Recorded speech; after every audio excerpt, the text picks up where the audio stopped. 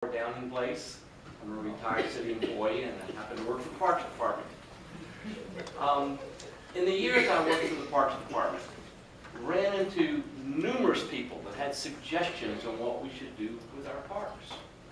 So many times the idea sounded great until you realized there was a conflict between this idea and the way people were currently using the park, or the space wasn't adequate. At Riverview, when we started the planning process for what has now been developed, I was amazed at the ideas that came in and how we could accommodate all but one, and that was for the Air Modelers flying field, which we ended up building on watershed property in York County. But there was a lot of ideas, and we tried to work with the public on developing these ideas.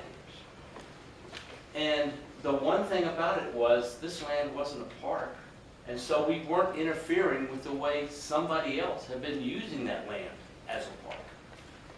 At Riverview, there's a unique opportunity to develop a park that would be on land that nobody's using as a park, and thus we could be very flexible with the use and being innovative, quite frankly.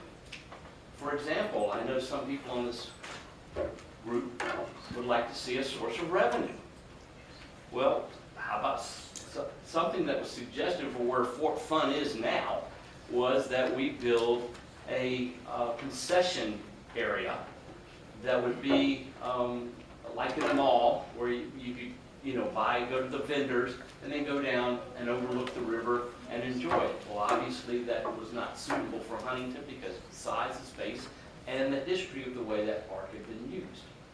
But perhaps if there are council people who feel we need revenue, there's an opportunity to look at that and think of Riverview as a gathering place, as a park that's a gathering place besides a park, and where people could gather and meet, maybe have wedding venues or other things like that. So I do appreciate your time, and thank you very much.